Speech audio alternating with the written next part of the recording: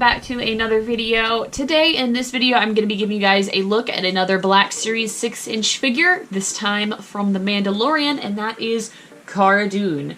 So at the time of me filming this video, actually probably almost more than likely by the time this video goes live, we will have seen this character. There's rumor that she's going to be in Chapter 4 of The Mandalorian. So my review obviously is not going to have all the information on what we know about her, but by the time the show comes up, the episode, I will definitely have seen it.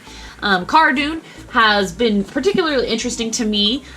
Just in general, I'm curious as to what she is, or who she is. She's one of the things that caught my eye is she's got this little bitty rebellion tattoo, like super small on her cheek. You might be able to see it, and so I thought that was really interesting that she's, I guess, probably a rebel fighter. Mandalorian isn't so much, obviously the Empire's fallen, so there's not so much a need, but she might have come from the Rebel Alliance. So anyways, she comes with, you know, the normal standard packaging, black with a red background. You can see the figure here, Cara Dune, in Hasbro, no Disney on the front. On the side, she is number 101, so she is not an exclusive since there is a number. And then on the back, it's got a little description, which I'll actually read. A veteran of the Galactic Civil War who fought for the Rebellion. There we go, never mind. I answered my own question. Cara Dune is a seasoned warrior who has put her days of military discipline behind her and now has reinvented herself as a mercenary. So I guess maybe after the war she didn't know what to do with herself, so she became a mercenary. And she will hopefully meet Mando in the coming chapter. So let's go ahead and take her out of the packaging and take a closer look. Alrighty, so here is Cara Dune out of the packaging, but before we go into her, I do want to give you a look at the accessories, and there are quite a few I've just got in my hand here. One is this interesting rifle with a couple of ammo drums on each side. That is definitely an interesting look, one you do not see for the Star Wars universe. And I just realized this is supposed to clip, and I'm trying to figure out how it actually came unclipped. Yeah, it kind of looks broken to me from what I can see. This little loop is split. I don't know if that's supposed to be the case, but I think you could totally remove this section if you wanted to. Yeah, so she can apparently carry it on her back somehow. I don't know if I'm going to be able to get that feature to work because of this section here that seems broken. Yeah, it's not going to hold. So if anybody has a solution, let me know. I'm just, you know, with a quick look at it, I'm not seeing anywhere that it's supposed to go. But a really interesting gun. So it's got kind of 3 different tones. We've got silver, black, and then it moves into like a dark brown for the stock and handle, which actually looks like a realistic gun, not so much a Star Wars gun, which is very interesting. The drums of ammo are also very interesting considering it's like blasters. So I'm interested to see kind of how this gun works. It looks like up here there is a handle that you can hold on to for some reason.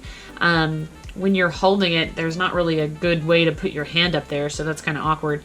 But yeah, very interesting gun, super unique, which is nice. It's always very nice to have a unique gun. So there's that one. She also does come with another unique little blaster with a brown handle and silver body, which has a scope on the top of it, which looks really good as well. It's kind of like a shiny gray silver. And then she comes with a little bitty knife, which is very also quite interesting for the Star Wars universe. You don't see a whole lot of knives, but it kind of looks like a K-bar to me. Very cute, just straight blade. And then it is silver and brown as well. So those are her accessories. Moving on to the figure itself.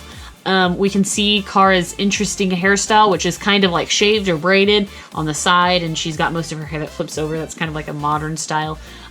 She does have her tiny tattoo on her cheek, which I'm not sure if the camera is going to be able to pick up. It's just barely legible as a rebellion symbol. I know with her Lego version, it's just a dot because they could not machine that and print that so tiny.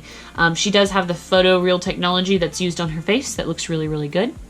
And her costume, or her outfit, is kind of a mix of brown, gray, not brown, I'm sorry, gray, black, and blue. And I think it works really well. It's very unique. She does seem to have a tattoo across her bicep there, which also looks really good.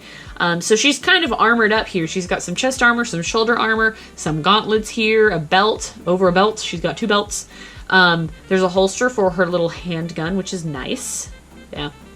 And then her pants are two-tone. Looks like there's a pouch right here. She's got a knee guard right here, and then maybe some more refills for her little gun. right here, some food canisters or something that she keeps on her boots. Her boots are kind of interesting. They also have somewhat of a wash. They're light colored up here, then they fade into kind of like a gray, a darker gray there. But I think she looks really good. I like the color combination, the color scheme on her, I think looks very interesting. And obviously, since by the time me recording this, I haven't seen how she acts in the show, I don't really know how to pose her, so that's kind of the only bad thing. One other thing that I noticed is her head's going to have total articulation like most of the Black series, but her, what is this called? Collar comes up so high, she's not going to be able to move her head backward at all, and then just a little bit side to side. Her hair gets in the way a little bit on this shoulder. She's also going to have impaired articulation because of her shoulder armor right here. She does have a single pin in the elbow, which is more common for the female Star Wars characters, because their arms just are not as big in general. The hands are also movable in 2 directions. You can swivel them and then they do turn a little bit. Her torso is on a ball joint, and then her thighs are on a ball joint, or her hips are on a ball joint, and her thighs will twist. And then her knees are double pinned, but the other pin that's kind of interesting, I think, is hidden under here. She is going to have a little bit of movement imparity with her leg. It doesn't bend all the way back, probably because of that boot. It catches there and won't fold all the way back, which is okay, I guess. I mean, you could probably still display her just fine. And then, of course, her ankles do move as well. So she is pretty articulated, and I think looks really cool. I really like the design of her. I'm interested, again, to see what she's going to do in The Mandalorian. So, unfortunately, I don't have a lot of input on this figure in terms of, like, her character, because I don't really know much about her. But I think that her story is going to be interesting, and I hope she is good. So let me know what you guys think in the comments below. If you've already seen The Mandalorian, you can mention things about her. Just try to keep it a little bit as spoiler-free as possible. You can talk generally. I'll have seen it by then, but there are some people who might be watching this video that have not seen The Mandalorian, so please, no large spoilers. But yeah, let me know what you think in the comments below of this lady. And as always, thank you so much for watching my videos, guys, and stay tuned for more. I always got them coming. Bye, guys.